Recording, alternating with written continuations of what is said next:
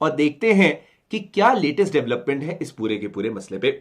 तो ये रिसेंटली हमने देखा बहुत सारे अखबारों में हेडलाइंस थी कि Pentagon top China officials are going to visit the Taiwan. इसका मतलब यह है कि वो ऑफिशियल्स जो चाइना के मसलों को देखते हैं, चाइना के मैटर्स को देखते हैं, वो ताइवान में विजिट करने वाले हैं। मैं पहले एक लोकेशन आपको जरूर दिखाना चाहूंगा ताइवान की।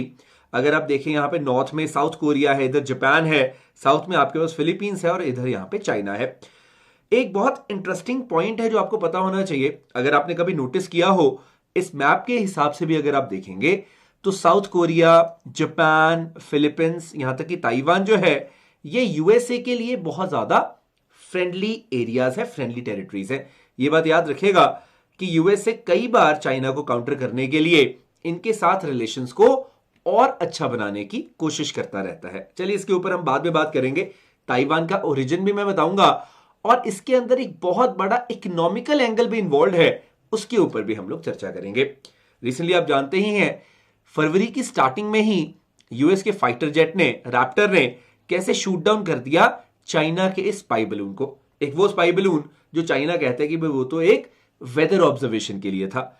वहीं दूसरी ओर हमने देखा कुछ दिनों बाद चाइना ने बोला कि भाई ऐसे बलून्स तो यूएस ने भी चाइना के ऊपर भेजे। तो कहते हैं ना कि उल्टा चोर कोतवाल को डांटे, तो उसी हिसाब से चाइना ने भी कहीं ना कहीं काउंटर एलिगेशन, यानी कि और ज्यादा इल्जाम लगा दिए यूएस पे कि भाई हमने तो ये भेजा, चाइना के ऊपर तो यूएस ने 10 बार ऐसे बलून भेजे।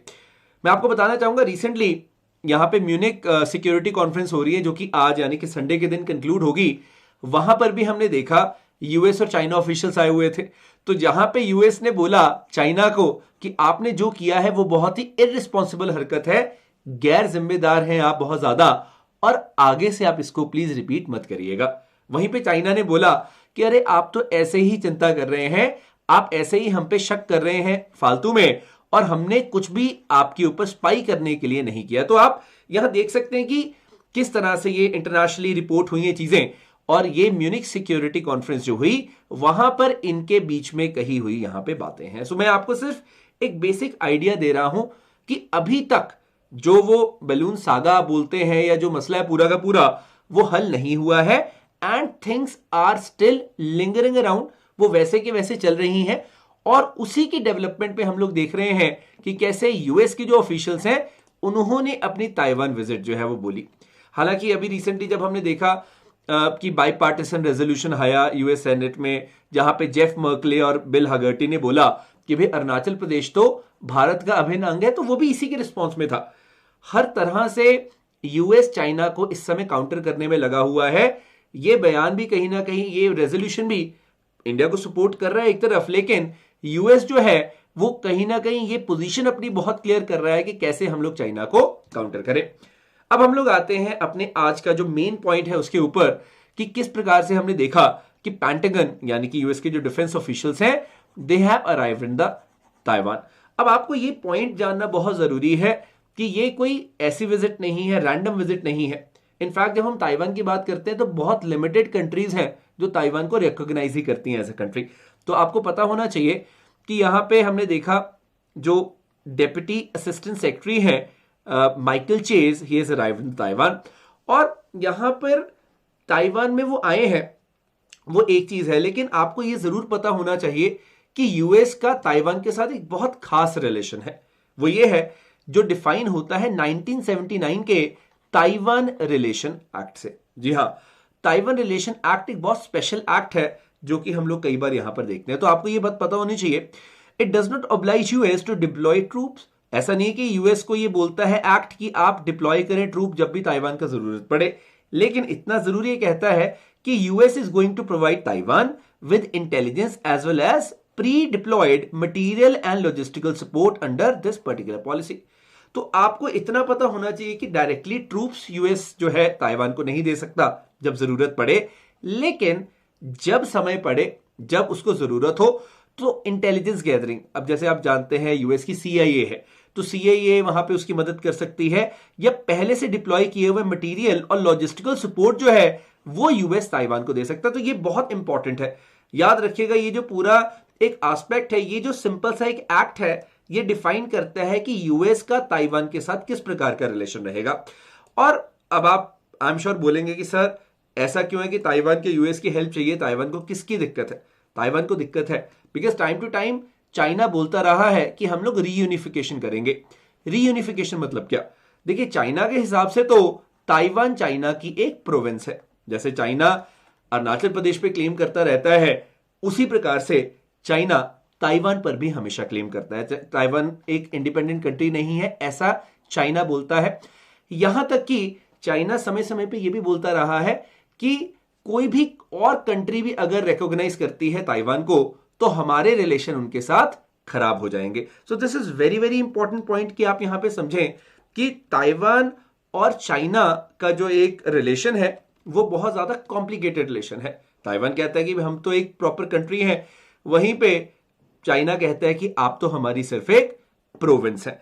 तो ये पॉइंट आपको पता होना चाहिए कि चाइना जो हम बोलते शी जिनपिंग वाली चाइना, वो है पीपल्स रिपब्लिक ऑफ चाइना, और ताइवान जो है that is Republic of China. तो आपको एक बेसिक डिफरेंस यहां पे पता होना जरूरी है दोनों का। और ये बहुत ही एक पेचीदा रिलेशन है जो कि इंटरनेशनली हम लोग देखते हैं काफी बार बहुत सारे बड़े बड़े कॉन्फ्लिक्ट्स क्रिएट करता है। इनफैक्ट हमने रिसेंटली भी देखा 2022 में कि चाइना ने अपनी मिलिट्री ड्रिल्स की। तो आप यहां देख सकते हैं ताइवान स्टेट कितना दूर है, लगभग सिर्फ 100 माइल्स ही तो है चाइना से। तो आप यहां देखेंगे कि किस तरह से चाइना ने अपनी मिलिट्री ड्रिल्स की और उसने डिक्लेयर किया कि भाई ये डेंजर जोन है, यहां पे आप मूवमेंट मत कीजिएगा। मतलब it is not difficult for China to create a blockade for Taiwan. हर तरफ से चाइना ताइवान को टाइम टू टाइम घेरता रहता है। सो ये आपको फर्क जरूर पता होना चाहिए कि जब भी हम लोग ताइवान की बात करते हैं that is officially called Republic of China, और चाइना जो है वो है पीपल्स रिपब्लिक ऑफ चाइना। तो ये बहुत छोटा डिफरेंस है सुनने में, लेकिन ये छोटा डिफरेंस नहीं, बहुत ज्यादा बड़ा डिफरेंस माना जाएगा। मैं आपको बताना चाहूंगा थोड़ा सा हिस्ट्री में जाके, बिकॉज आई एम श्योर आप किसी भी एग्जाम की तैयारी क्यों ना करो, ये आपको बहुत ज्यादा हेल्प करेगा। यहां पे एक व्यक्ति आपको दिख रहा होगा, इसका नाम है चियांग काई शेक।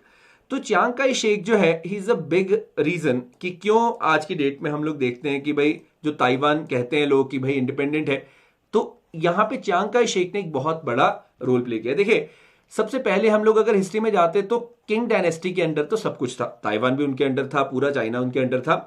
और उसके बाद हमने देखा कि यहां पे China took this island again in 1945, क्योंकि पहले 1895 में उन्होंने इसको गिव अप कर दिया था।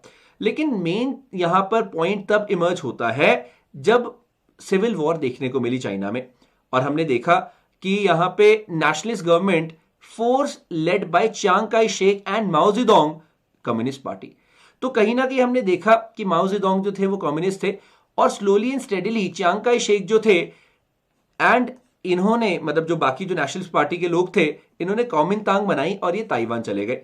तो यहां पे वर्जन 2 क्या निकल कर आते हैं आपको पता होना चाहिए। चाइना बोलता है कि भाई ताइवान जो है ओरिजिनली चाइनीज प्रोविंस थी, वहीं पे चियांग काई शेक या उनकी कॉमिनतांग का ये कहना था कि भाई जो एक चाइना माओ जेडोंग ने बसाया या जो 1911 के रेवोल्यूशन के बाद का चाइना है, वो हमारी इमेज चाइना की नहीं है, that is not the China we want. तो कहीं ना कहीं जो ताइवान है वो इंडिपेंडेंट रहना चाहता है ऑफ कोर्स, लेकिन चाइना उसको अपनी एक प्रोविंस मानता है। हालांकि ये आपको बात जरूर पता होनी चाहिए कि इकोनॉमिक एंगल यही है कि जो ताइवान है कहीं ना कहीं that is a massive producer of semiconductors. आप चिप मैन्युफैक्चरिंग की बात करते हैं, सो चिप मैन्युफैक्चरिंग की जब बात होती है, चिप जो कि इलेक्ट्रिक व्हीकल से लेके मोबाइल फोन से लेके लैपटॉप हर एक गैजेट में यूज होती है, उसका एक बहुत टॉप मैन्युफैक्चरर है Taiwan.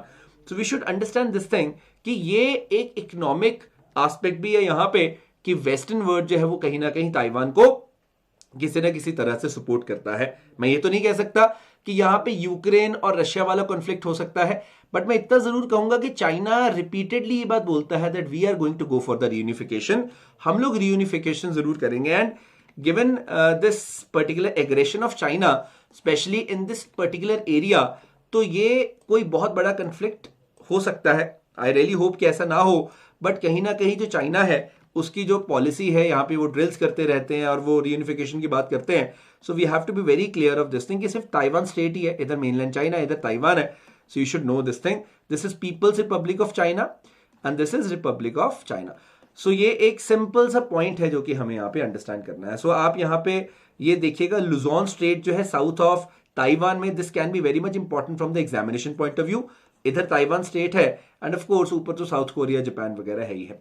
So we have to know कि अलाइज की जब हम बात करते हैं तो यूएस एक अच्छा अलाई है, नो डाउट अबाउट इट। और ये जो अभी रिसेंट विजिट है वो भी इसी तरफ इशारा करती है that US actually is a very important ally of Taiwan.